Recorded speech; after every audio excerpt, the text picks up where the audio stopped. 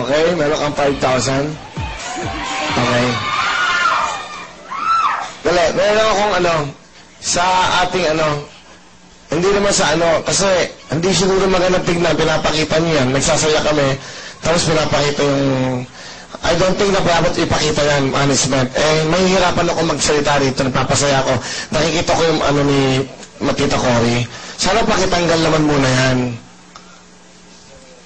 Sa ating traffic. Kasi, kung ganyan, pakita na lang natin yan. Kasi nagsasaya kami dito, tapos masakit sa akin yan nagsasalita ako dito. Yan, please. Sana maintindihan nyo. Nagsasaya kami dito, papakita nyo sa amin yung di ba? Hindi tama okay? Di ba? Makapagsasalita na saya Di ba?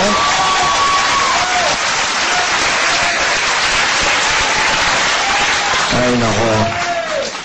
Pangit, hindi maganda ho sa atin. Nagsasalita, pinapakita yung kabaong ni Tita Cory, di ba? Paano kami mapagsasaya? Nahihirapan kami. I'm sorry pero ako totoo ko huwag niyo akong pagagalitan kasi totoo yung gusto ko malaman. Pagkatapos ng show, ipakita niyo yung gusto niyo yung palabas. Kasi itong Wawawi, gusto ko, hindi ba, at alam din ni Tita Cory yan dahil napasaya rin siya ng show na to, na laging masaya dito. Okay. Thank you, salamat. Salamat. Tita Langgit, sorry. Ma'am Charo, sorry. Nahihirapan ako ng ganyan Okay? O, Mika, ano ginawa mo? Wala na tuloy ako. Tapos ka na ba?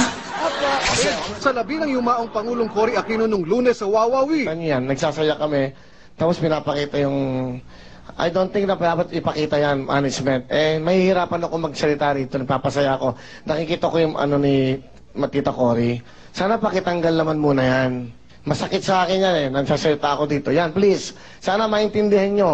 Nagsasaya kami na, papakita nyo sa amin yung di ba? Hindi tama Umani ito ng iba't ibang reaksyon mula sa text, periodiko at iba pang online sites. Martes, agad nagpaliwanag si Willie at iginiit ang kanyang malalim na respeto sa pamilya Aquino. Nagpapatawa kami, nagpapasaya kami. Gusto nyo ba mas magalit sa amin ng sambayanan? Dahil nagsasaya kami, patay ang ating mahal na presidente dati. Hindi ho tama yun. Huwag nyo kagagalit yan. In my conscience, at alam ng Diyos, at alam ng management, nakaharap ako sa inyo, wala po akong kinakatakutan.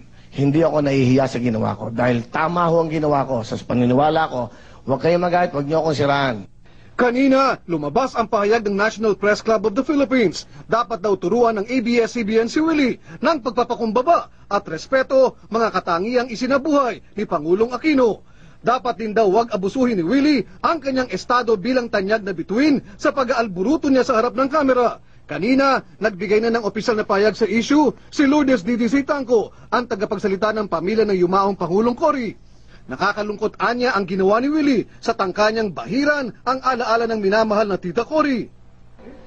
Inihayag naman ni MTRCB Chair Consolisa Laguardia, may violation umano sa ilalim ng Presidential Decree 1986, Section 3C, ang pahayag ni Willie. Dito nakasaad na pwedeng aksyonan ng MTRCB ang mga panuoring salungat sa magandang pag-uugali ng mga tao. Tinukoy pa ni Laguardia na injurious to the state, to the prestige of the Republic of the Philippines and its people ang sinabi ni Willie. Definitely, oo. Talagang violation yan. PD 1986 and the KBP code concerning good behavior dapat with respect, hindi ba? Hindi yon dapat siyang nawala sa ere. Nakikipagpulong pa ang MTRCB sa kapisanan ng mga broadcasters sa Pilipinas kung ano pang aksyon ang gagawin laban kay Willie. Sa isang linggo nakatakdang sulatan ng MTRCB ang pamunuan ng ABS-CBN ukol sa pangyayari. Mario Dumawal, Patrol ng Pilipino.